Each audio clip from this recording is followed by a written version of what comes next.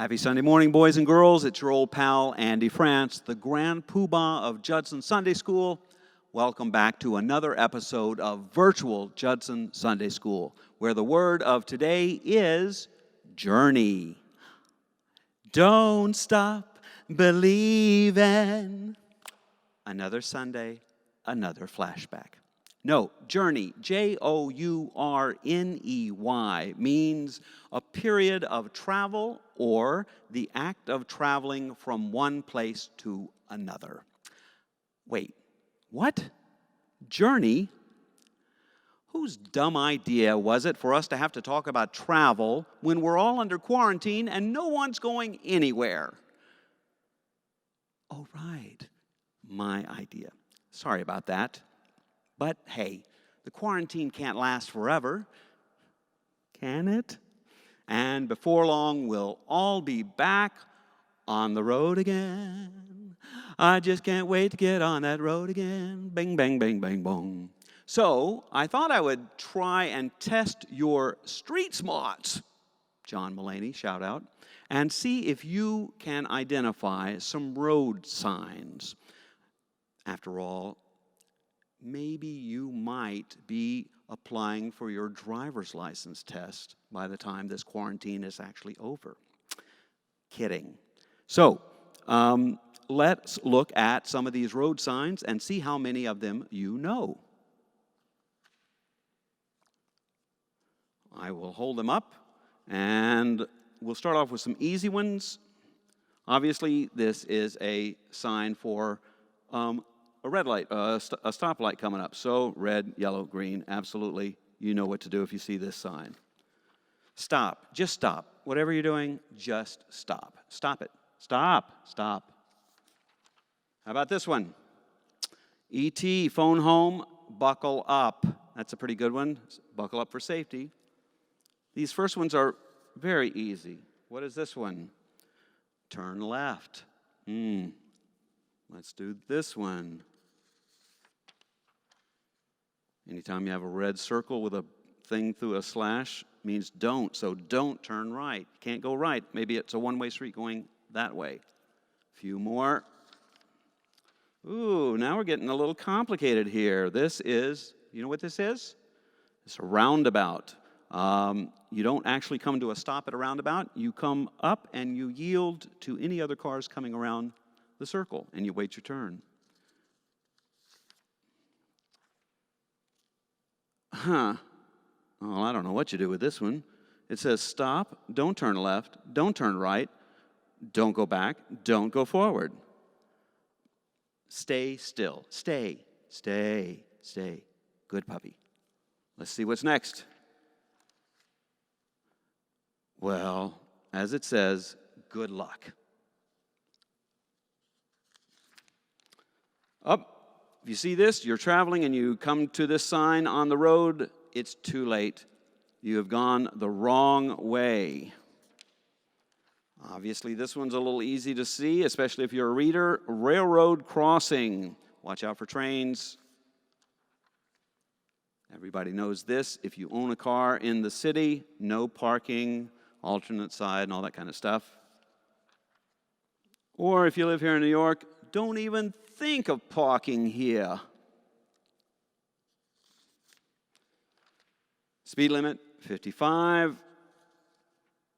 Speed limit, 3. What? Man, you're never going to get where you're going if you're only going 3 miles an hour.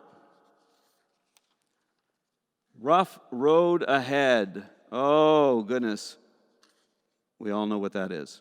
Watch out for that. Curves, dangerous curves, a winding road perhaps up ahead. Watch out for that, especially if it's raining or snowing. Pedestrian crossing, right? You know this one? How about this one? Deer crossing. Deer. How about this one? Moose crossing. Okay. Maybe if you're up north somewhere where the moose like to cross the street. Wait a minute. Kangaroos, next 12 kilometers, kangaroo crossing? We must have taken a wrong turn somewhere. Penguins crossing, slow. Well, now we're really lost. Can you read this one? Caution, falling cows. Ah! I never want to be where they have falling cows. Well, here's the saddest sign I've ever read in my life. Notice, I never stopped loving you. I hope you're well. That's not a sign. That's a country song. And last but not least, leaving Brooklyn, forget about it. So I hope you know some of those signs. As I said earlier, it's rather cruel for me to have us talking about travel and journeys and the road when we're all under lockdown. But I know how much we all love to travel, how much we, whether it's going on vacation or whether it's taking a trip to see our grandparents or some relatives, or these days we would settle for a trip around the block. We all love to travel. We love adventure. We love to experience something new from time to time. One of America's greatest writers, John Steinbeck, author of such novels as The Grapes of Wrath and The Red Pony, The Pearl, and many other novels, once said, "We do not take a trip takes us." So, let me ask you, what is your favorite or the best trip you've ever taken? What was the most interesting journey you've ever been on? Who did you go with? Where did you go? Why was it more interesting than another trip you might have taken? Were there any obstacles that you encountered along the way? Did anything unexpected occur? Well, I know that one of the problems of us meeting virtually is that I cannot listen to all of your fantastic travel stories. I remember what it's like being in a classroom with you, and I know you all have wonderful travel stories to tell. I'm sorry I can't hear them since we're meeting virtually, but I did take the time to ask a couple of you to tell us about your favorite travel, to tell us about one of your favorite trips. And so, let's all give them a listen if you don't mind. Our first travelers are Una and Phaedra. Hi, Una. Hi, Phaedra. Where'd you go, girls? So, me, Faye, and Grandpa were at an aquarium, and first, we pet some stingrays. Next, we went to the gift shop, ate lunch, and I barely got, any options for what I could have, and Faye got, these slime creatures, and they were so cool. I only got a stuffy, but that's good for me. And then we, colored these. I colored a squid, I think Faye colored a dolphin, and then we watched ours swim around, but I was like, where is mine? And then the thing that unexpected happened is where Grandpa got me something that wasn't a tiny thing. Okay. And I went to an aquarium, but it was different because it was with me, Una, Mom, and Oscar, and it was very fun because we went to see some dolphins, and we watched Smallfoot in 4D action. 4D? 4D! With the glasses! And something that was unexpected, it was really unexpected. We went in the bird section and we feeded the birds, and one pooped on my head. Adventure. It's not adventure. Adventure. Adventure. Love it. Thank you, Phaedra. Thank you, Una. Love those glasses, girls. Our next traveler is our old friend Charlotte. Charlotte, tell us about your trip. The best vacation I had was when I went to Miami this year. I went there in January, which is good because it was right before the coronavirus became bad. Going to Florida was a Christmas surprise along with a mermaid tail I could use in Florida. It was my sister's first flight. She was 6 months old. The cool thing was that in New York City it was really cold, but in Florida it was warm. We met my grandparents at the hotel. I don't see them very often because they live in Germany. Our suite was really nice. The hotel had a pool and we went to the beach every day. We saw an alligator, manatees, and an iguana in the wild. It was so cool. I also went to Disney World with my dad. It was so much fun. I'm really glad I got to see my grandparents before the coronavirus. Miami sounds lovely, and good timing too, Charlotte. Thank you very much.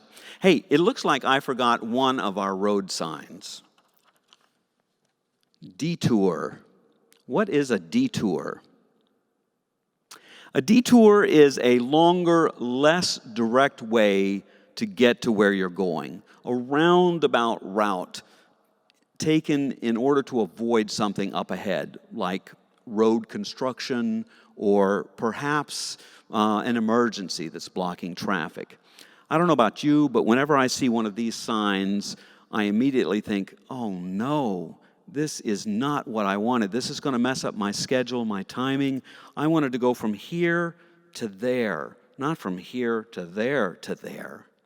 But detours are actually designed to save us time, to help us avoid those roadblocks and dead ends that lie up ahead. And occasionally, a detour can even lead us to new discoveries, to new adventures. I don't remember among those road signs we were looking at, but was there one that said, smooth, straight road up ahead, nothing for you to have to worry about for miles and miles and miles and miles? No. First, it would be hard to get all that on a sign that small. And second, most road signs are designed to, they're made to help us watch out for something like stops and turns and no turns and people crossing and penguins crossing and slow down, speed up, dangerous curves ahead, winding roads, which incidentally is why Beatle great Paul McCartney wrote The Long and Winding Road, because roads with no obstacles in front of them are few and far between, and they make for lousy songs. Let's talk about another word this morning. The word is metaphor. I don't know if you're familiar with this word, metaphor. M-E-T-A-P-H-O-R. What is a metaphor? Well, I'll tell you.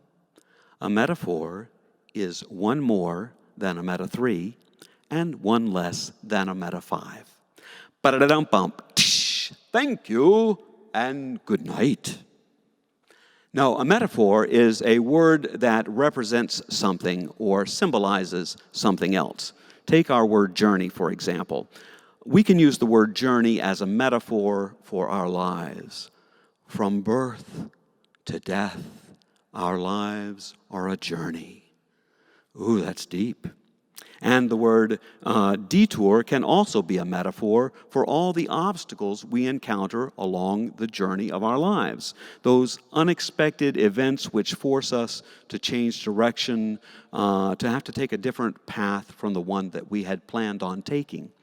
History is full of people who have had to take detours along their journey in life, whose lives were interrupted because of events large, like wars, injustice, such as civil rights or slavery. How about economic collapse, like the Great Depression, or natural disasters or acts of Mother Nature, such as hurricanes or earthquakes or tornadoes, and events much more personal, such as a family illness or maybe money problems or job problems. No one plans for detours in life, but that's life, you know. Obstacles happen, unexplained events come along. It's like another great Beatle once sang, John Lennon once sang, life is what happens to you while you're busy making other plans. Now, you and I, right now, happen to find ourselves on a bit of a detour. I don't think any of us planned on spending the spring of 2020 under house arrest, so to speak. And yet, this is the road we find ourselves currently traveling. It's important for us to remember that detours are not the end of the journey.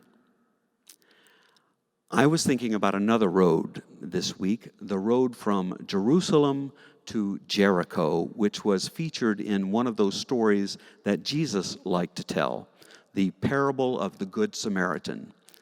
Now, how does that story go again?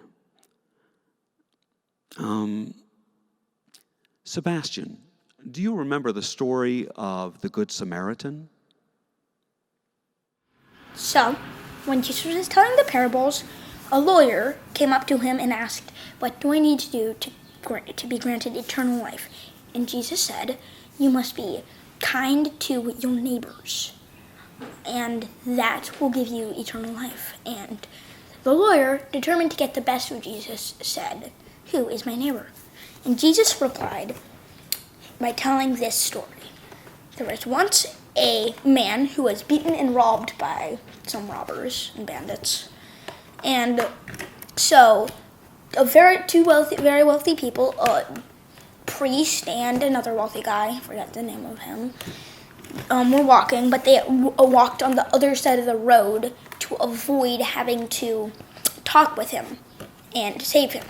And then a Samaritan, which was the enemy of the man basically, came over and helped him and cared for his wounds and brought him to an inn and said, "Here is $2 basically, and if you need more, I'll be back in a month to give you more and to pay for all the things you bought." Now this man, Jesus asked the lawyer who was a good neighbor, and the lawyer said, "The Samaritan." And so Jesus said, "Now go forth and do good to your neighbor." Thank you, Sebastian. I think my favorite part of that parable is the pineapple. No, what I love about the parable of the Good Samaritan is that the expected do the unexpected, and the unexpected does what was expected of the expected, which was completely unexpected. You see, the two wealthy men that Sebastian was talking about, they were a priest and a Levite. A Levite is someone who would help the priest in the temple. These are two religious dudes you would think you would expect to help anyone that's hurt, particularly a member of their own tribe. But they couldn't be bothered. In fact, they actually crossed the road so as not to allow themselves to be detoured from their appointed rounds, from the place they were trying to get to. The Samaritan, on the other hand, a man from a tribe considered to be an enemy of the wounded man, as Sebastian told us, and the last person you would expect to help, did the unexpected. Sometimes a detour can lead us to a higher purpose. Just ask the wounded man. So, let us not feel sorry for ourselves this week as we find ourselves traveling a different road than we might prefer. Who knows? Perhaps this detour can lead us on a new journey with new discoveries, new adventures, and with a new imagining of our lives.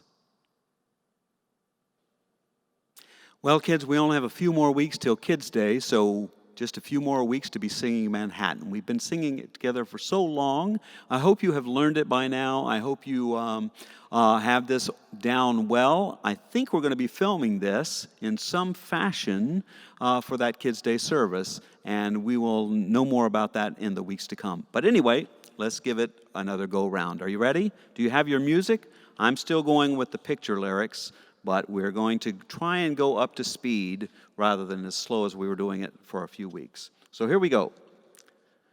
Summer journeys to Niagara and to other places aggravate all our cares. We'll save our fares. I've a cozy little flat in what is known as Old Manhattan. We'll settle down right here in town. We'll have Manhattan, the Bronx and Staten Island too. It's lovely going through the zoo. 2, 3, sing. It's very fancy on old Delancey Street, you know. The subway charms us so when balmy breezes blow to and fro. And tell me what street compares with Mott Street in July. Sweet push carts gently gliding by. The great big city's a wondrous toy, just made for a girl and boy. We'll turn Manhattan into an Isle of Joy. Second verse. Now it's early Sunday morning, everyone's asleep and snoring, except me and you. What shall we do? Claude's patisserie is calling, their croissants are our downfalling. But what if your goal is food for your soul? Oh, come on, Andrew. We'll go to Judson and have some fun in Sunday school. It's where the golden rule is cool. 2, 3, sing. We'll read some stories. They're kind of gory, like Sodom and Gomorrah, with lots more blood in store, like Samson or even Noah. Ask Russell Crowe. We'll buy a llama for someone's mama, and then we'll smile as we race baby Moseses down the Nile. Through all these lessons we hope to see just who God might have us be. We'll go to Judson, our Sunday family. Thank you so much. Practice during the week if you get a chance. Well, you know, boys and girls, sometimes the world can be so scary that you don't even want to go outside.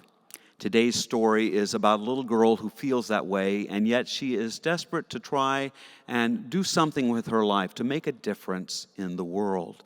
The story is called Come With Me by Holly Mcgee and illustrations by Pascal Lemaitre.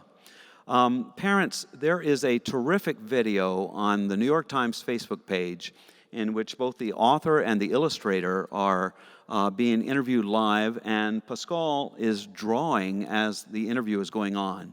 They also display some of the early mock-ups, the early watercolors and sketches for this particular book. It's a wonderful book. It just came out this past fall, or last fall, and before I actually start reading it, I just want to read a little dedication from both Holly and Pascal. They say, Come With Me is written in honor of friendship, bravery, and the fact that we aren't powerless no matter how small and insignificant we may feel. Come with me.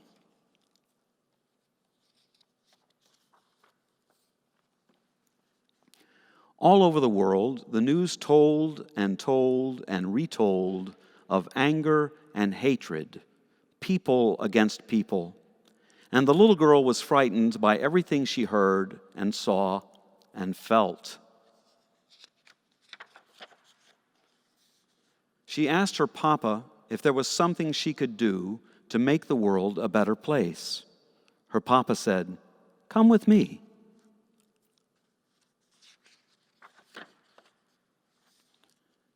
Hand in hand, they walked out the door to the subway. Waiting there on the platform, her papa tipped his hat to those he met. So the little girl did too.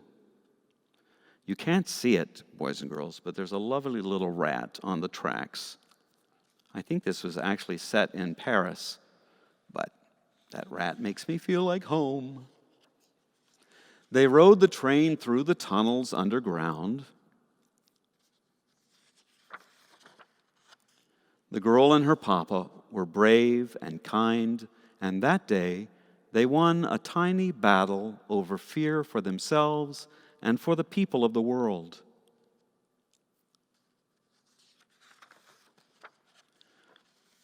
The news kept telling of anger and hatred, and the little girl asked her mama what she could do to make the world a better place. Her mama said, "Come with me."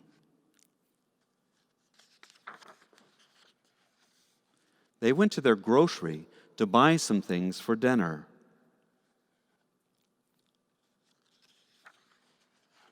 Because one person doesn't represent a family, or a race, or the people of a land.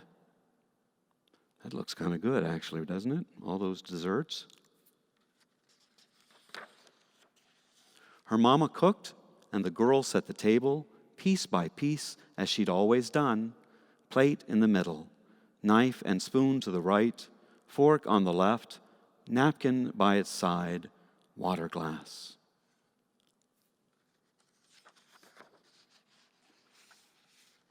The little girl sat with her mama and her papa, and they ate together. Her dog nuzzled her under the table. She scratched his head. "I want to do something of my own," she said. "Can I walk the dog?"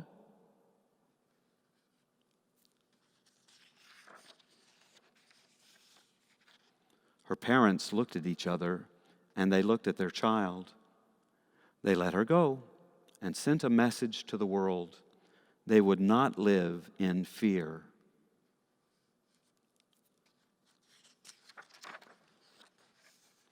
And when the little girl opened the door, the boy across the hall opened his door too.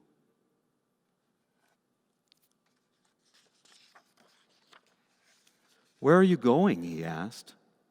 The little girl said, "Come with me, because two people together are stronger than one."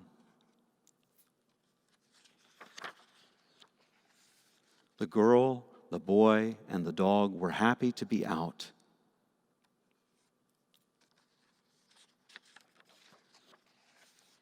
One step at a time, they understood what they could do to make the world a better place. They could go on.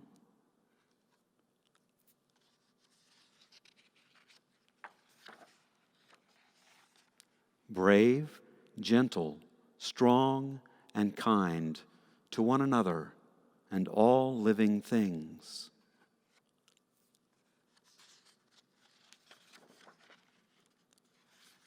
As tiny as it was, their part mattered to the world.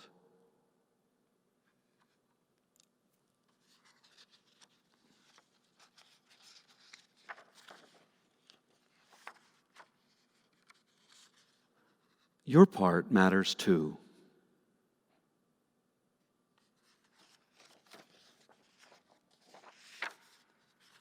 Come with me.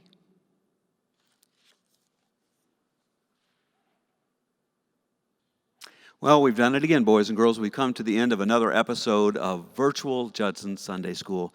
Thank you for detouring over to this little half hour or so to spend with me on your Sunday morning. I hope you have a great week. Let us sing our Be Not So Fearful song together. You know how it goes. Be not so fearful, be not so frail. There's someone watching you. She will not let you fail. She will also not let me forget to thank Andre and Michelle for all their help. So thank you both. Without them, none of this is happening. So anyway, be not so fearful, be not so frail. There's someone watching you. She will not let you fail. Be not so fearful, be not so frail. I'll shout out the other verses.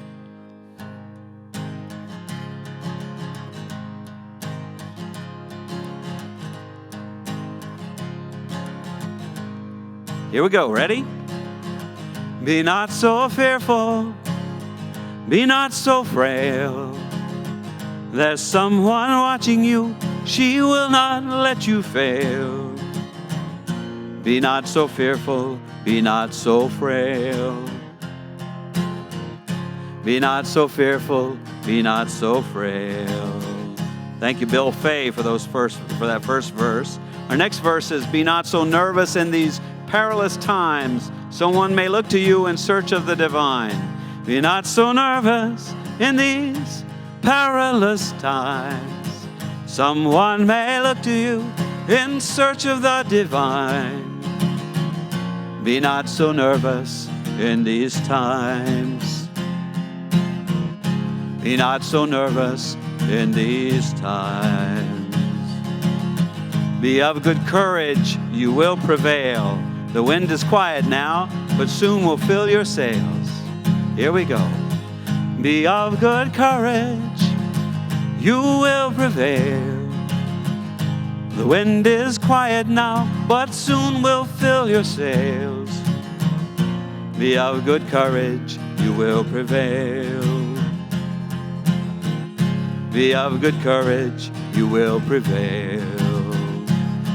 Let's go back to that first verse. Be not so fearful. Here we sing. Be not so fearful. Be not so frail. There's someone watching you. She will not let you fail. Be not so fearful. Be not so frail. Be not so fearful, be not so frail.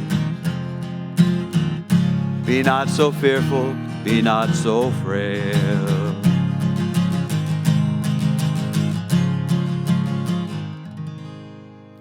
Be not so fearful this week as you journey on. Have a great week, boys and girls. We'll see you next time.